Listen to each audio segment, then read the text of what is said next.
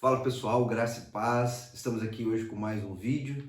Nesse vídeo nós falaremos um pouco sobre a idolatria moderna, né? Sobre alguns aspectos da idolatria moderna que vivenciamos hoje no meio da igreja evangélica, né? Como um todo.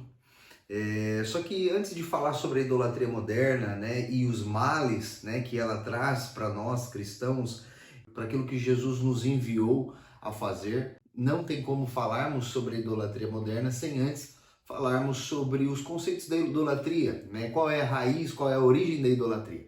Um dia estudando um pouco sobre idolatria, ouvi o pastor Leandro Vieira dizer algumas coisas que acho interessante e gostaria de compartilhar aqui para depois entrarmos nesse ponto da idolatria moderna. A idolatria em si, o que é a idolatria? O que é o ídolo? O ídolo é um Deus que o homem pode controlar. A idolatria ela tem origem em Gênesis, né? E a sua raiz está na desobediência, né? Começou lá em Adão e Eva. A idolatria é quando o homem ele quer ser juiz, quer ser guia, quer ser o governador do seu próprio destino, né? O Deus do homem caído é o seu próprio ventre, a sua cobiça, o seu desejo. No Éden, o homem ele não trocou Deus pela serpente, né? O homem trocou Deus pelo seu ventre, pela sua cobiça, pelo seu desejo de querer adquirir conhecimento. Em Colossenses capítulo 2, dos versículos 20 ao 23, né? A Bíblia vai dizer: se morrestes com Cristo para os rudimentos do mundo, porque como se vivesseis no mundo, vos sujeitais a ordenanças, como não manuseis isto, não proves aquilo, não toques daquilo outro, segundo os preceitos e doutrinas dos homens? Pois que todas estas coisas com o uso se destroem, tais coisas com efeito têm aparência de sabedoria, como culto de si mesmo, e de falsa humildade, e de rigor ascético, todavia, não tem valor algum contra a sensualidade. Ou seja, o culto a si mesmo, né? Isso é idolatria. A idolatria não está ligada somente a imagens, né? Nós vamos ver isso, né? Mas o culto a si mesmo já é uma idolatria. E é aquilo que diz aqui em Colossenses capítulo 2, versículo 20 ao 23, essas coisas, né? Se os cristãos guardassem essas coisas, ordenanças de homens, doutrinas, preceitos, como não toque nisso, não use aquilo, né? Não proves aquilo outro, isso não tem valor algum, né? Isso tem aparência de sabedoria. Observar essas leis humanas tinha aparência de sabedoria, como um culto de si mesmo, mas não tinha valor algum.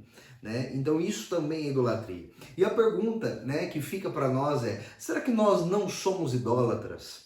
Porque o que eram os deuses, né, e os ídolos, né, do Antigo Testamento? Né? Deuses eles eram entidades nacionais, né, fruto do pensar coletivo das nações, a quem as nações atribuíam seus triunfos e vitórias. Esses eram os deuses. Agora, os ídolos. Quem eram os ídolos? Os ídolos eram as imagens que representavam esses deuses. A Escritura ela não reconhece outros deuses, ela só reconhece um Deus, né? Que é o que diz ali em Isaías capítulo 43, versículo 10. Vós sois as minhas testemunhas, diz o Senhor, o meu servo a quem escolhi, para que o saibais e me creiais e entendais que sou eu mesmo, e que antes de mim Deus nenhum se formou, e depois de mim nenhum haverá.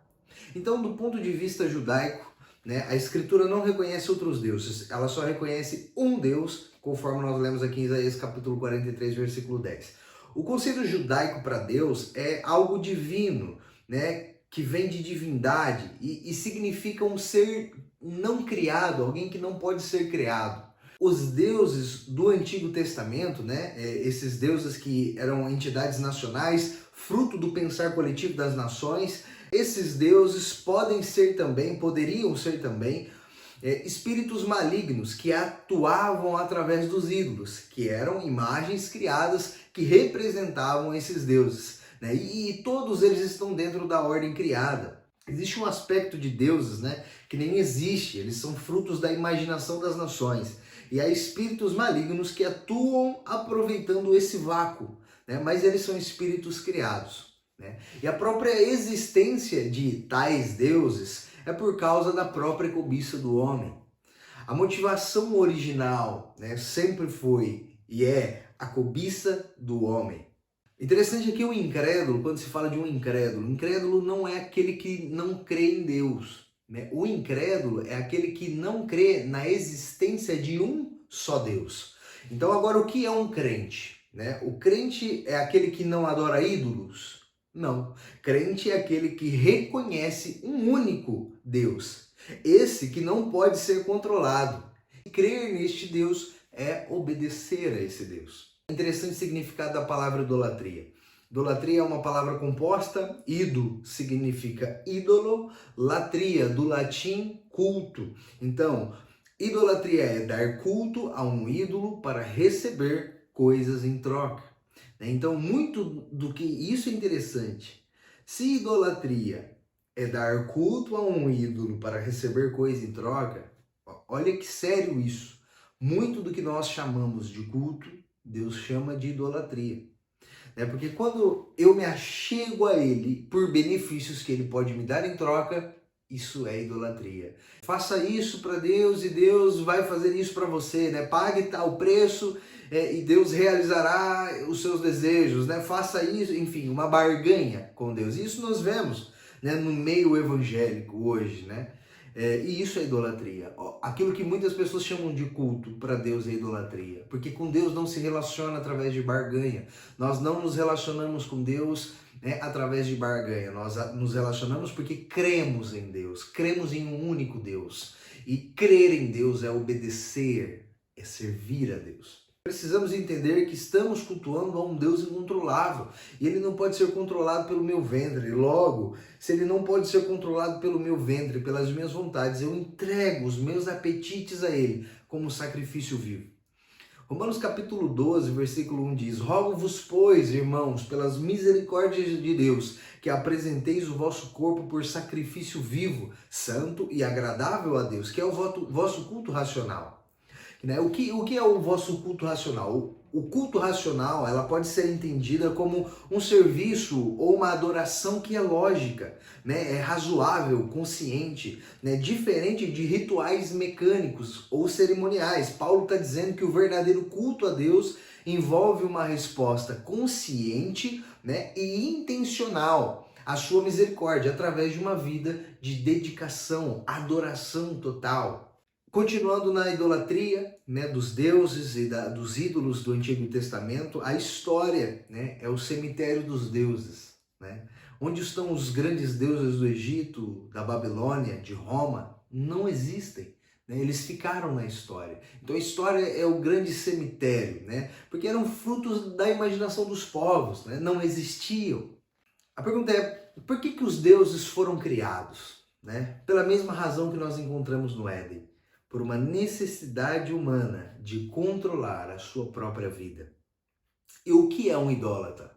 O idólatra é a tentativa fracassada do homem de governar a sua própria vida. Então agora nós podemos falar um pouco sobre a idolatria moderna. E a idolatria moderna, ela tem se apresentado de diversas formas nos dias de hoje. Né? Eu vou citar aqui algumas delas, mas quero focar em uma forma em específico. Mas as formas da idolatria moderna é materialismo e consumismo, né? Carreira e sucesso, pessoas e relacionamentos, tecnologia, mídias sociais, culto ao corpo, à aparência. Então essas são algumas formas, né, que a idolatria moderna se instala, né, no nosso meio hoje em dia.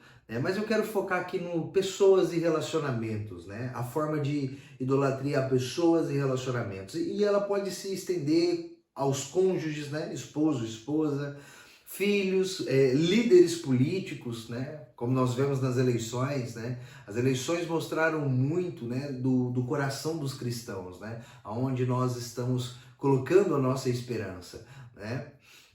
Líderes evangélicos, né? E vamos falar sobre isso. Existem líderes hoje evangélicos que eles estão treinando as pessoas não para conhecerem e a dependerem de Deus, né?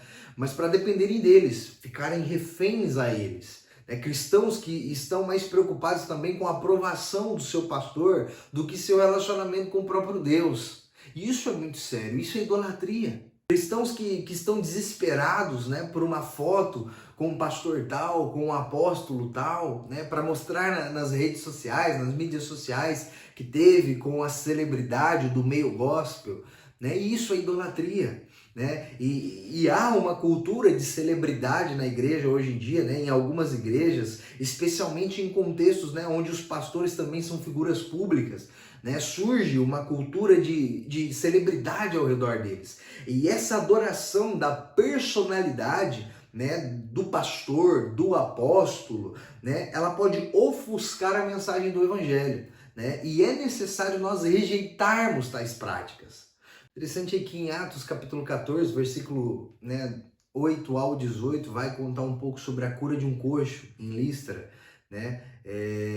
Um homem que estava coxo, e lá o apóstolo Paulo, o apóstolo Barnabé, Deus cura esse coxo através da vida dos apóstolos, né? E a multidão, né, a hora que veem isto, né, a Bíblia diz que quando as multidões viram o que Paulo fez, né, gritaram em línguas licaônicas dizendo: os deuses em formas de homens baixaram até nós, né? E depois os sacerdotes lá daquela cidade, né, que trouxeram, né, touros, grinaldas, queriam sacrificar, né, juntamente com as multidões. E Paulo e Barnabé, ouvindo e vendo isso, eles rasgaram as suas vestes, né? Eles saltaram para o meio da multidão, clamando, berrando, gritando, dizendo: senhores, por que fazeis isto? Nós também somos homens como vós. Olha isso, Deus está curando um coxo através da vida do apóstolo Paulo e o apóstolo Barnabé, que o acompanhava, né?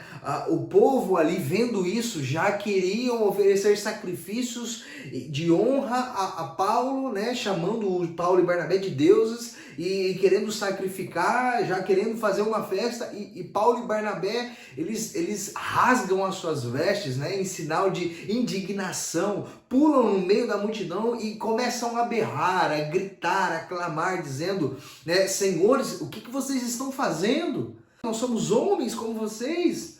Nós não merecemos isso, nós não somos deuses, somos homens, ou seja, somos tão falhos como vocês, tão pecadores como vocês, fomos somente alcançados pela graça de Cristo Jesus. Eles pulam no meio do povo e dizem assim: olha, somos homens como vós, sujeitos aos mesmos sentimentos, e nós vos anunciamos o evangelho para que destas coisas vãs vos convertais ao Deus vivo, que fez o céu e a terra, o mar e tudo o que há neles. Ao invés dos líderes de hoje, né, dos apóstolos, dos pastores, terem esse procedimento, né, que Paulo está tendo, ao verem que os cristãos estão tentando, né, bajular, idolatrá-los, né, ao invés de dizerem, né, olha, nós somos homens como vocês, nós estamos aqui só para pregar o evangelho, para vos orientar, para vos apacentar. Não, o que eles fazem?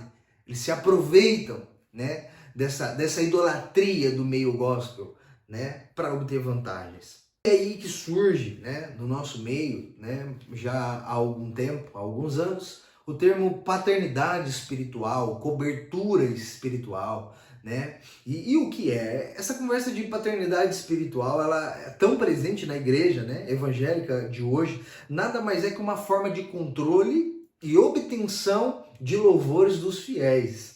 Biblicamente não existe nada que autorize pastores a exercerem paternidade espiritual sobre ninguém.